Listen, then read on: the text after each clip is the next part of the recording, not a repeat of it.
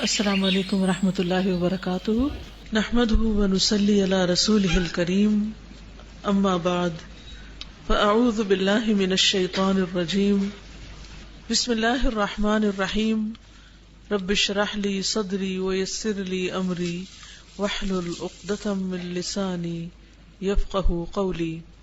عبداللہ بن مسعود سے روایت ہے، کہتے ہیں کہ مجھے اس ذات کی قسم جس کے علاوہ کوئی معبود نہیں، روئے زمین پر زبان سے زیادہ لمبی قید و بند کی محتاج اور کوئی چیز نہیں، یعنی سب سے زیادہ اگر کسی کو قید کرنا چاہیے تو زبان کو قید خانے میں ڈال دینا چاہیے، کیونکہ سب سے زیادہ شر یہیں سے پھیلتا ہے۔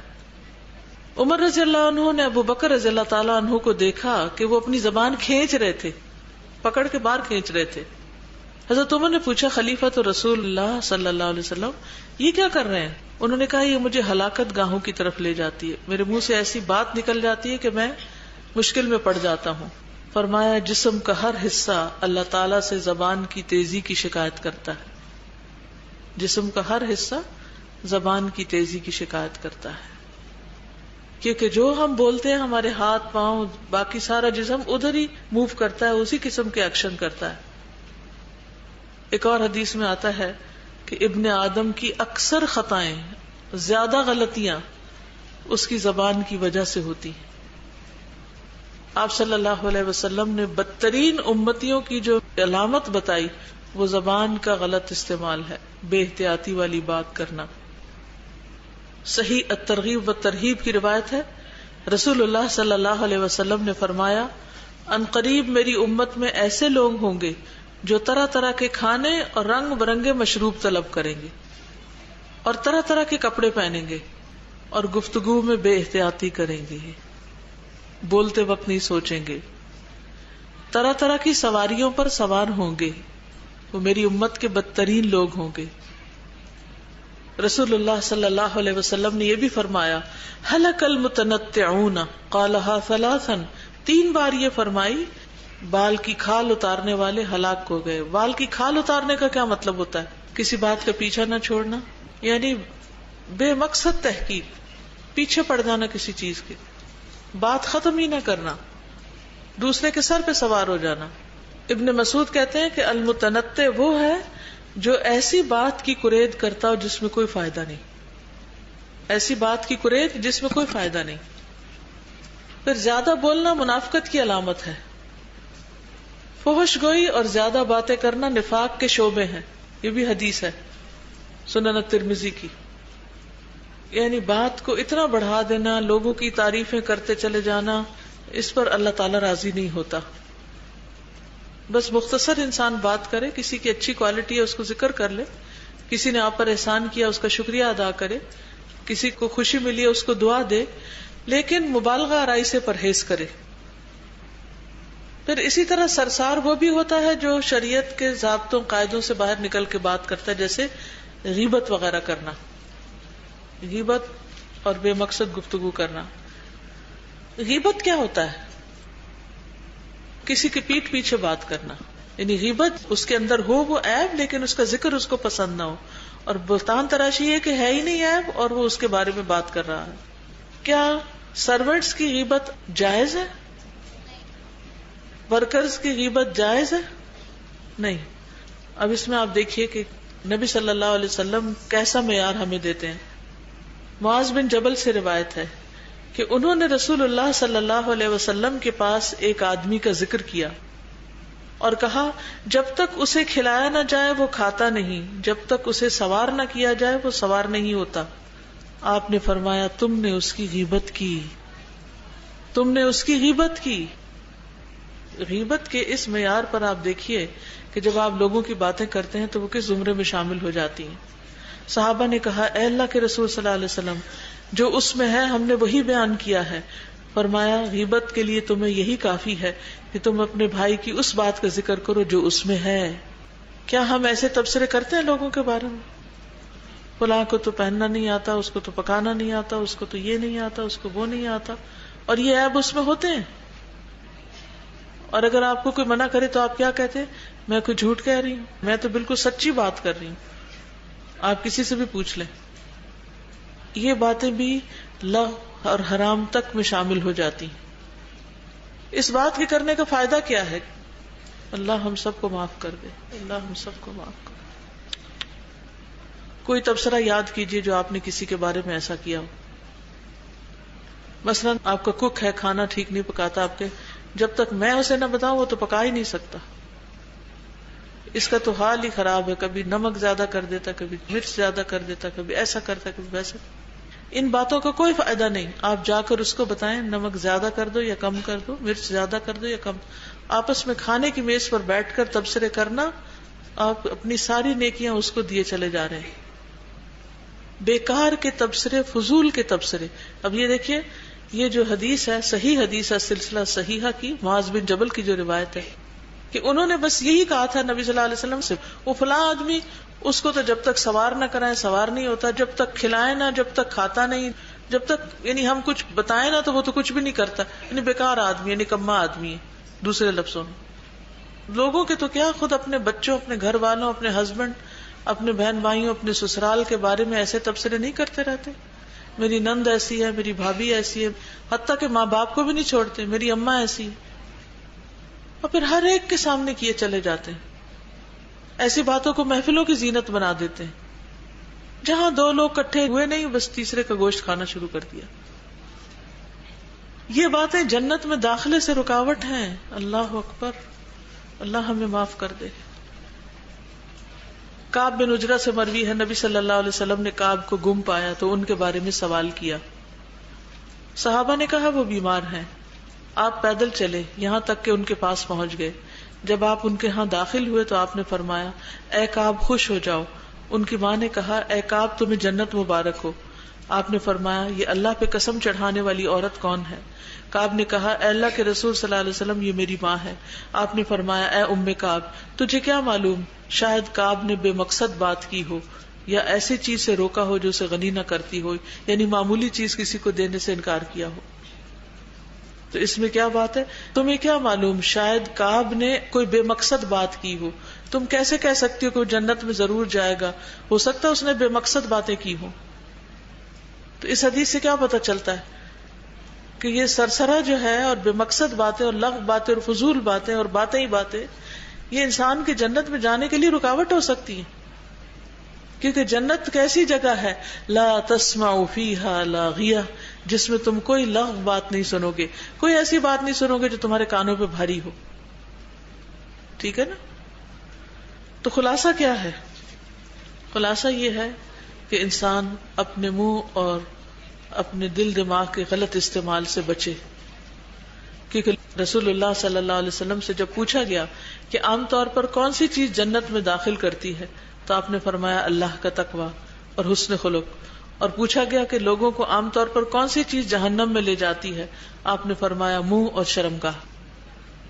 یعنی انسان کی باتیں ہی انسان کو جہنم تک لے جانے کے لیے کافی. اسی طرح سرسرا میں ایک بات یہ بھی تھی کہ بغیر تحقیق کے باتیں آگے کرنا. تو اس کے بارے میں آتا ہے کہ کسی کے جھوٹا ہونے کے لیے یہی کافی ہے کہ وہ ہر سنی سنائی بات کو آگے بیان کر دے بغیر تحقیق کے. آج کل ایک بہت عام ٹرینڈ ہے، کہیں کسی نے کوئی میسج بھیج دیا، اس کی کوئی تحقیق نہیں کی، ویریفیکیشن نہیں کی، اٹھایا اور آگے فارورڈ کر دیا. جب پوچھا گیا کہ اس کی دلیل کیا ہے، یہ اس کی بنیاد کیا، اس کی اوتھینٹسٹی کیا، تو کہا مجھے کسی نے بھیجا تھا. کیا یہ کافی ہے؟ کوئی بات نیکی سمجھ کر، خیر سمجھ کر آگے بھیج دینا، کسی نے مجھے بھیجا تو اس لیے میں آگے بھیج رہا ہوں، مجھے نہیں پتا صحیح ہے کہ نہیں. تو اس طریقے سے پرہیز کرنا چاہیے. بعض اوقات بالکل جھوٹی باتیں کسی سے منسوب کر کے بھیج دی جاتی ہیں، بعض اوقات جھوٹے الزامات یا غلط قسم کے فیکٹس ہوتے ہیں.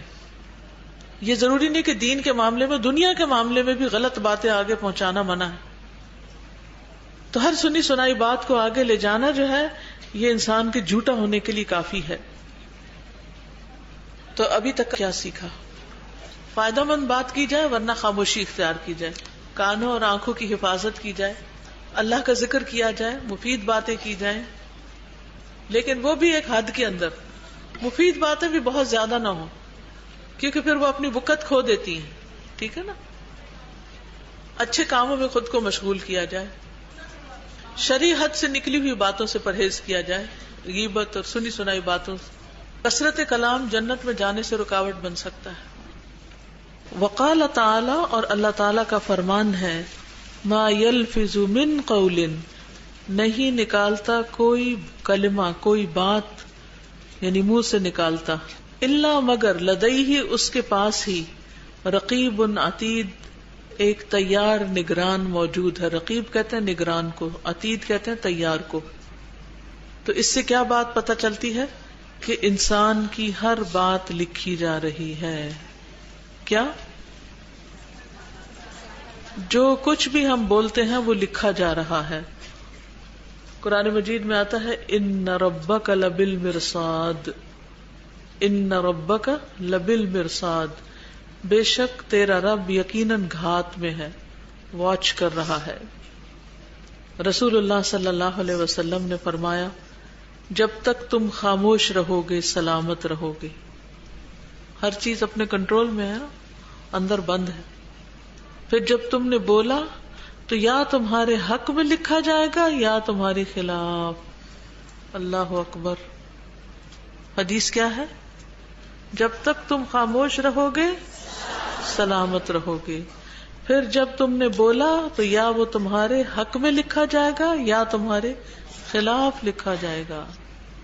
کتنی دفعہ ہم یہ بات سوچتے ہیں کہ جو کچھ ہم نے بولا وہ ہمارے حق میں گیا ہے کہ نہیں گیا۔ لوگوں کے بارے میں تو ہم بہت کانشیس ہوتے ہیں کہ کون ہماری فیور میں ہے اور کون ہمارے مخالف ہے، کون ہمارا ساتھ دیتا ہے اور کون ہمارا ساتھ نہیں دیتا، لیکن اپنے ہی منہ سے نکلے ہوئے ایسے وحشی جانور جو ہمیں ہی نوچ کھائیں گے، ان کے بارے میں ہمیں کوئی بھی فکر نہیں ہوتی۔ اگر ہم اپنے منہ سے نکلے ہوئے غلط الفاظ کو سانپ کی طرح سمجھیں تو ہم کبھی بھی نہ نکالیں کہ یہ سانپ تو ہمیں کاٹ دیں گے۔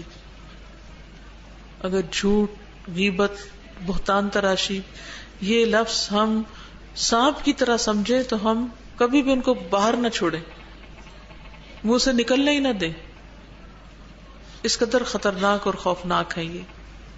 تم اپنے آپ کو کیوں ہلاکت میں ڈال رہے ہو، بہت باتیں کر کے اور وقت ضائع کر کے اور کیلو کال کر کے؟ کیا تمہارے لیے کافی نہ تھا کہ تم اپنے نفس کے عیبوں کی طرف دیکھتے پھر ان کی اصلاح کرتے؟ انسان اپنے نفس کے عیب کی طرف کیوں نہیں دیکھ پاتا؟ کیا وجہ ہوتی؟ کیونکہ ہر وقت وہ دوسروں کے عیب دیکھنے کے مشغول ہوتا ہے، ہر وقت وہ دنیا کے حالات پہ تبصرے کرتے رہتا ہے، دوسروں کی فکر اس کو اپنے آپ سے زیادہ ہوتی ہے۔ اگر ہمیں اپنی فکر ہو، ہم اپنے بارے میں کنسرن ہو، تو زیادہ بات پھر ہم اپنی غلطیوں، خرابیوں، اپنی کمیوں، کوتاہیوں اس کے بارے میں کریں اور اس کے اصلاح یا اس کے حل کے لیے ہم لوگوں سے مشورے چاہیں یا اس کے لیے ہم کوئی طریقہ سوچیں۔ لیکن ہمارے پاس وقت ہی نہیں ہے اپنے بارے میں سوچنے کا، ہم ہر وقت دوسروں کے بارے میں سوچتے ہیں اور اس پہ تبصرے کرتے ہیں، تو پھر اپنی اصلاح کا موقع چلا جاتا ہے۔ عام طور پر یہ ہوتا ہے کہ ہم اپنے آپ کو خود تو دیکھتے نہیں، لیکن اگر کوئی اور ہمیں دیکھ رہا ہو کہ ہم غلطی کر رہے ہیں تو پھر وہ ہمیں ہماری غلطی بتا بھی دے، تو ہم میں سے کتنے لوگ ہیں جو اسے ایکسپٹ کریں؟ ہم ایکسپٹ نہیں کرتے، ہم فوراً یا تو اس کو جھٹلا دیتے ہیں کہ نہیں میرا یہ مقصد نہیں تھا، یا میں اس لیے نہیں کرتا یہ کام، یا پھر اس کی کوئی تعویل کر دیتے ہیں، یعنی اس کو یا تو اپنی غلطی مانتے ہی نہیں، یا پھر اگر کسی حد تک مان لے تو اس کا کوئی نہ کوئی ایسی وجہ بتا دیتے ہیں جس کے بعد اصلاح کی گنجائش ہی نہیں رہتی۔ سب سے بہترین طریقہ تو نبی صلی اللہ علیہ وسلم کا تھا گفتگو کا، کہ جن کے الفاظ گنے جا سکتے تھے، وہ بات سمجھا کر بولتے تھے، ایک بات کو 3 بار تک بھی فرماتے، اور کوئی لغو کلام آپ کی گفتگو میں نہیں ہوتا تھا۔ ہمارے لیے تو آپ نمونہ ہیں، نہ کہ بہت باتونی لوگ۔ انسان بہت زیادہ باتیں کرنے کی بجائے مثبت کام کرے، مثبت مشغولیت اختیار کرے، مفید کام کرے، اپنے عیبوں پر نظر رکھے۔ ابو ہریرہ کہتے ہیں کہ تم میں سے ایک آدمی اپنے بھائی کی آنکھ میں تنکا تو دیکھ لیتا ہے۔ کبھی ایسا ہوتا ہے نا، آنکھ میں کچھ چلا جائے تو دوسرے کہتے ہیں دیکھنا کیا ہے، تو کہتے ہیں وہ چھوٹا سا تنکا ہے، دیکھ لیتا ہے، مگر اپنی آنکھ کا شتیر نظر نہیں آتا۔ بڑی سے بڑی چیز ہماری آنکھ میں پڑی ہوئی ہو تو ہم دیکھ سکتے ہیں؟ نظر آتا ہے؟ نہیں آتا. تو دوسرے کی چھوٹی چھوٹی غلطیاں بھی نظر آتی ہیں، لیکن اپنی بڑی سے بڑی غلطی بھی ہم دیکھ نہیں پاتے. یہ بہت بڑی ٹریجڈی ہے. اور جب ہمیں اپنی غلطی نظر نہیں آتی تو پھر کیا ہوتا ہے؟ پھر اس کا نقصان کیا ہوتا ہے؟ ہم اس کی اصلاح نہیں کرتے. نبی صلی اللہ علیہ وسلم کی گھریلو زندگی کیسی تھی؟ کیونکہ گھر ایک ایسی جگہ ہے جہاں پر انسان ہر طرح کی باتیں کرتا ہے، جہاں کوئی ڈر، جھجک، شرم، حیا کم ہی ہوتی ہے. لیکن جنت میں جانے والے کیا کہیں گے؟ انا کننا فی اہلنا مشفقین. ہم اپنے گھر والوں میں ڈر کے زندگی بسر کرتے تھے، ڈرتے رہتے تھے کہ ہم سے کوئی غلط بات نہ ہو جائے. جب ہم اپنے دوستوں کے ساتھ اکیلے ہوں، جب گھر والوں کے بیچ میں ہو، جب کوئی باہر کا بندہ نہ ہو، جب ہم انتہائی فرینک ہو، فری ہو، تو اس وقت ہم کیا باتیں کرتے ہیں. جب فون پر ہماری گفتگو کوئی دوسرا نہ سن رہا ہو، یا جب ہم چیٹنگ کر رہے ہوں، کیونکہ سرسرا جو ہے آج کل صرف زبان سے نہیں ہو رہا، ہاتھوں سے بھی ہو رہا ہے. جو چٹ چیٹ ہر وقت ہوتی رہتی ہے سوشل میڈیا پر، یہ بھی اسی میں آتا ہے. کہیں لائک کر رہے ہیں، کہیں کمنٹ لکھ رہے ہیں، کہیں کمنٹ پر کمنٹ دے رہے ہیں. یعنی ہمیں کچھ نہ کچھ تبصرہ تو ضرور کرنا ہے، اس کے بغیر ہم آگے نہیں بڑھتے. اور کچھ نہیں تو ماشاء اللہ ہی لکھتے جائیں گے، حالانکہ اس بات میں ماشاء اللہ کا کچھ بھی نہیں اثر ہوگا. تو کسی بھی طرح کی کثرت کلام جو ہے وہ ہمارے لیے نقصان دہ ہے، کیونکہ جہاں ماشاء اللہ نہیں کہنا چاہیے وہاں اگر ہم ماشاء اللہ کہہ رہے ہیں تو کیا کر رہے ہیں؟ مبالغہ آرائی، بس ایسے ہی بے سوچے سمجھے بات کر رہے ہیں. نبی صلی اللہ علیہ وسلم کی باتیں لکھی ہوئی ہیں، اور وہ کتنی چند کتابیں ہیں، چند احادیث ہیں، اس کے مقابلے میں ہماری گفتگویں کتنی ہیں. آپ صلی اللہ علیہ وسلم کرتے کیا تھے؟ ہر وقت بولتے نہیں تھے بلکہ کام کرتے تھے. اسود کہتے ہیں میں نے عائشہ رضی اللہ تعالی عنہا سے پوچھا نبی صلی اللہ علیہ وسلم اپنے گھر میں کیا کیا کیا کرتے تھے؟ انہوں نے کہا آپ اپنے گھر کے کام کاج کرتے تھے، اپنے گھر والوں کی خدمت کرتے تھے، جب نماز کا وقت ہوتا تو فوراً کام چھوڑ کر نماز کے لیے چلے جاتے تھے. اور آج ہم خواتین بھی گھر کے کام کرنے کو عار سمجھتے ہیں، عیب سمجھتے ہیں. اپنے ہاتھ سے کام کرنا انسان کے لیے کیا ہے؟ سعادت کا باعث ہے. اللہ یہ کہ بیمار ہے، معذور ہے، وہ الگ بات ہے. تو پسندیدہ کیا ہے؟ نبی صلی اللہ علیہ وسلم کی پیروی.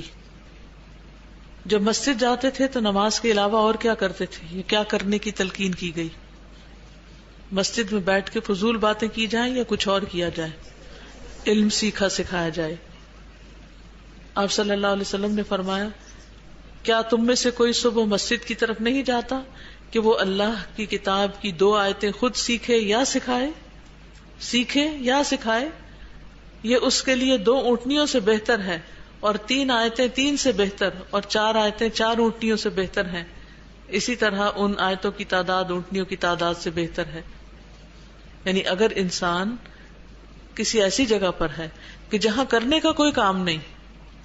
حضرت عمر رضی اللہ تعالیٰ عنہ نے عرض کیا یا رسول اللہ ہم کون سا مال اپنے پاس رکھیں؟ نبی صلی اللہ علیہ وسلم نے فرمایا شکر گزار دل، ذکر کرنے والی زبان، اور ایسی بیوی جو امور آخرت پر اس کی مدد کرنے والی ہو. یہ سب سے بہترین مال ہے انسان کا. آپ صلی اللہ علیہ وسلم نے فرمایا مفردون سبقت لے گئے. صحابہ نے عرض کیا مفردون کون ہے؟